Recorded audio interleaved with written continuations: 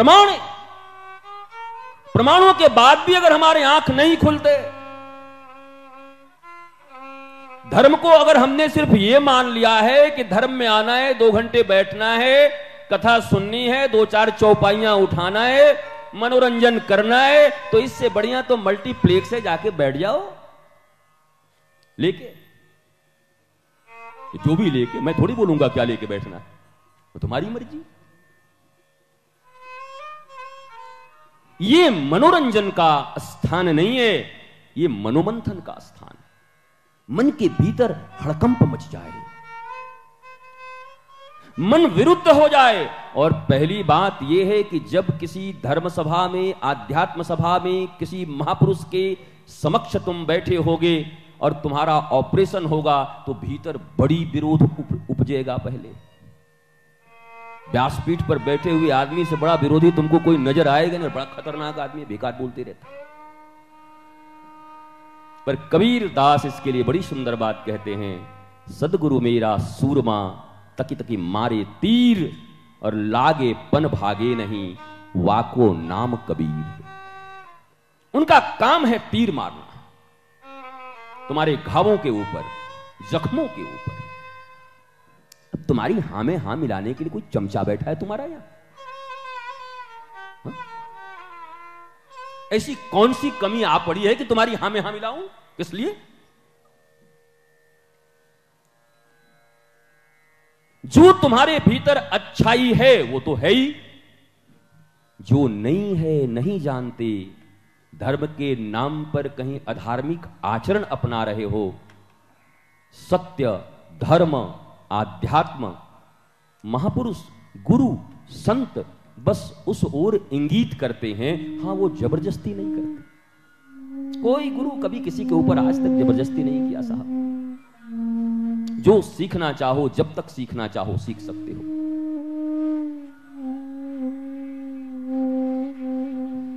लेकिन आनंद तुम्हें चाहिए, प्रेम तुम्हें चाहिए, शांति तुम्हें चाहिए, तो चमत्कारों के पीछे सिर्फ भागने से नहीं होगा।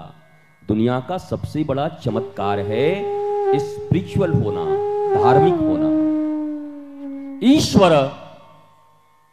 और विधाता के बनाए विधानों को मानते हुए अगर जीवन में चलोगे तो कल भले ही गलियों में घूम रहे हो, कब शिवाजी की तरह छत्रपति सम्राट बन जाओगे कुछ कहा नहीं जा सकता। क्योंकि वो नियम, वो धर्म, वो नीतियां अगर तुम फॉलो करते रहे तो इस दुनिया में, इस संसार में, इस जगत में कभी तुम्हें कोई पीछे नहीं धकेल पाएगा, कोई दुख तुम्हारे जीवन में नहीं आएगा। थोड़ा सा इसका कम करो बंसी को, आई एम डिस्टर्ब। बंसी का ये कम करो, हमें थोड़ा ज्यादा दे दो। अभी हम हीरो हैं, बंसी वाला बाद में हीरो होगा।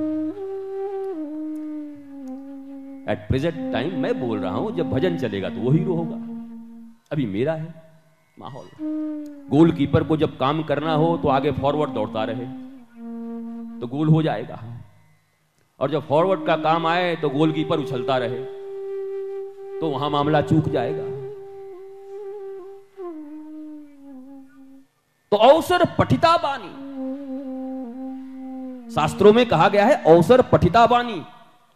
अवसर के ऊपर ही वाणी, अवसर के ऊपर ही व्यवहार, अवसर के विरुद्ध कोई व्यवहार नहीं करते।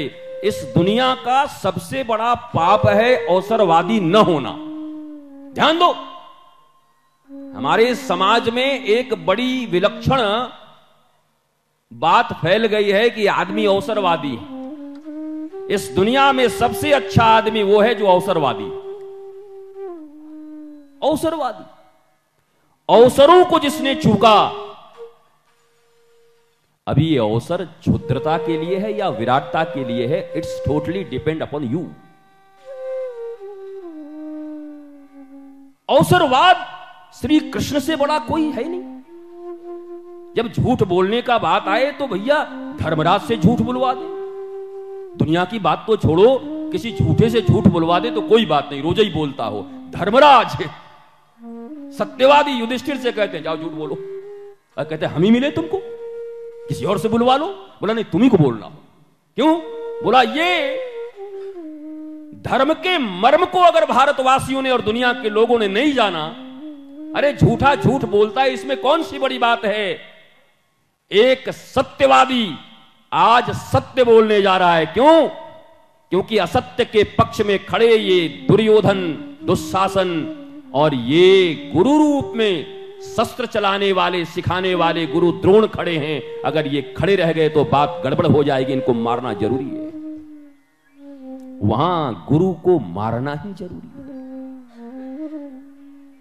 क्योंकि सत्यव्रतम सत्य परम त्रिसत्यम, श्री कृष्ण सत्य हैं। जन्म के समय उनका जरा श्लोक पढ़ो, जब जेल में उनका जन्म हो रहा है, कारागार में वो जन्म ले रहे हैं, 9 बार सत्य से उनका नाम लिया गया। सत्य सत्य सत्य सत्य सत्य।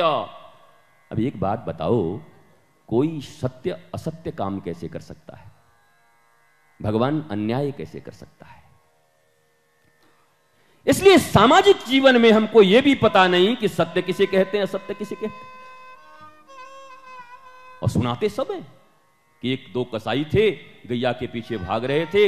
एक महात्मा जी बैठे थे, गैया दाहिने गई और कसाई ने महात्मा जी से पूछा तो महात्मा जी ने दाहिने बता दिया और महात्मा जी को नरक हो गया। बोला क्यों?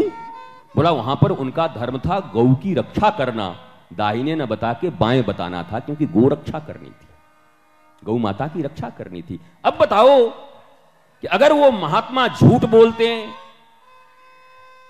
तो वो झूठ माना जाएगा, या सत्य बोलते हैं तो वो झूठ माना जाएगा, वो पाप माना जाएगा?